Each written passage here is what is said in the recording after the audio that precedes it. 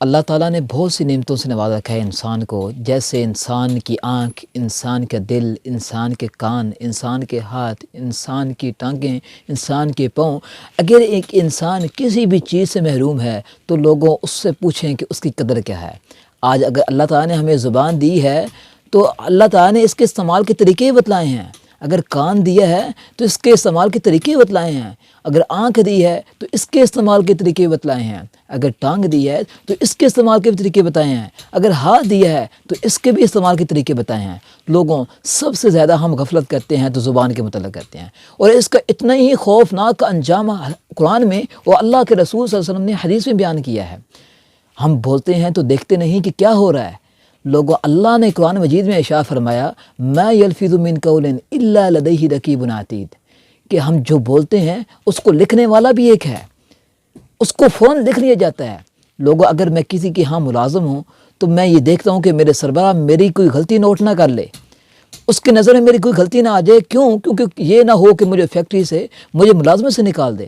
لوگوں، ہم زبان کو بولتے ہوئے نہیں دیکھتے کہ ہمیں ہماری یہ بات لکھی جا رہی ہے۔ اگر اسی زبان کی وجہ سے، میرے اس بول کی وجہ سے کل جنت داخلے کا سبب نہ بنا، جہنم کے داخلے کا سبب بن گیا تو کیا ہوگا؟ سب سے زیادہ جہنم میں جانے والی جو کثرت ہے وہ کیا ہے جی؟ وہ زبان کے استعمال ہے۔ اس لیے تو رسول اللہ صلی اللہ علیہ وسلم نے فرمایا من یضمن لی ما بین لحییہ وما بین رجلیہ اضمن لہ الجنہ، جو انسان مجھے زبان کی حفاظت اور شرمگاہ کی حفاظت کا یہ ذمہ داری دے کہ وہ اس کی حفاظت کرے گا تو اضمن لہ الجنہ، میں اسے جنت کی ضمانت دیتا ہوں۔ اللہ کے رسول صلی اللہ علیہ وسلم کے صحابی کہتے ہیں اللہ کے رسول آپ ہم میں کس چیز سے خوف رکھتے ہیں؟ ما خوف ما تخافوا، کس چیز سے خوف رکھتے ہیں کہ آپ کے جانے کے بعد ہم اس میں سب سے زیادہ ملوث ہوں گے؟ تو رسول اللہ علیہ وسلم نے فرمایا اخذ بلسان نفسی، اپنی زبان کو پکڑ فرمایا ھذا، اسی کی وجہ سے۔ ایک اور اللہ کے رسول صلی اللہ علیہ وسلم کے صحابی کہتے ہیں کہ اللہ کے رسول ہمیں نصیحت کریں، ہم اس نصیحت پر قائم رہیں اور آخر کار ہم اللہ سے مل جائیں اور جنت میں چلے جائیں۔ تو اللہ کے رسول صلی اللہ علیہ وسلم نے فرمایا امسک علیک لسانک، اس زبان کی حفاظت کرو۔ یہ وہ زبان ہے لوگوں جب کھلتی ہے تو بتلاتی ہے انسان کی حیثیت کیا ہے، انسان کتنے اخلاق کا مالک ہے، کتنے وقار کا مالک ہے، اور اس زبان کی وجہ سے ہم بہت ہی غفلت میں ہیں۔ خاص طور پر ہم اپنے بھائی کے معاملے میں ہم بہت غفلت کرتے ہیں، اس کے غیبت کے بارے میں، اس کی چغلی کے بارے میں، اسے گالی نکالنے کے بارے میں۔ اللہ کے رسول صلی اللہ علیہ وسلم نے فرمایا من سلم المسلمون من لسانہ و یدہ، بہترین مسلمان ہے وہ ہے جس کے ہاتھ سے اور جس کی زبان سے ایک انسان دوسرے انسان میں محفوظ ہے۔ اگر میرا بھائی میری زبان کی وجہ سے محفوظ نہیں، میں اچھا مسلمان نہیں ہوں۔ اگر میرے ہاتھ سے کوئی مسلمان محفوظ نہیں ہے تو میں اچھا مسلمان نہیں ہو سکتا۔ لوگوں، رسول اللہ علیہ وسلم نے ایک اور حدیث میں فرمایا سباب المسلم فسوق وقتالہ کفر، کسی انسان نے کسی مسلمان کو گالی دی تو اس نے فسق کیا ہے۔ فسق کیا ہے؟ کہ اللہ کی اطاعت سے باہر نکل جانا۔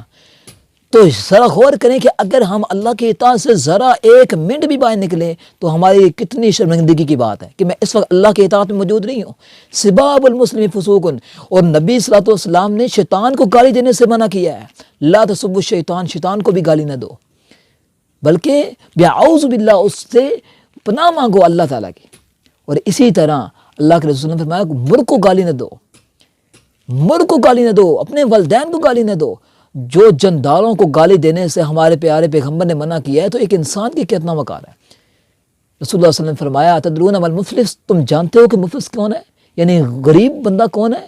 من امتی، میری امت میں سے۔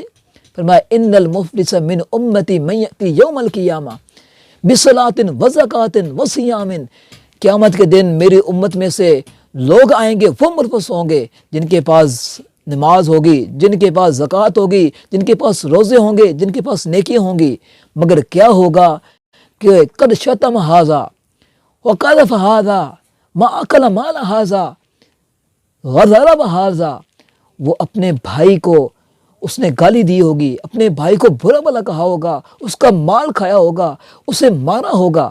یہ قیامت کے دن جب آئے گا تو لوگوں جب اس کی نیکیاں، جس کو اس نے گالی دی ہے اس کو نیکیاں دے دی جائیں گی، اور جب نیکیاں ختم ہو جائیں گی، اتنی اس نے گالی دی ہوں گی، وہ گالیوں کے بدلے میں نیکیاں دیتا چلا جائے گا، تو لوگوں اس کے بعد اس کے جو گناہ ہوں گے تو وہ لوگوں بس گناہ باقی ہیں۔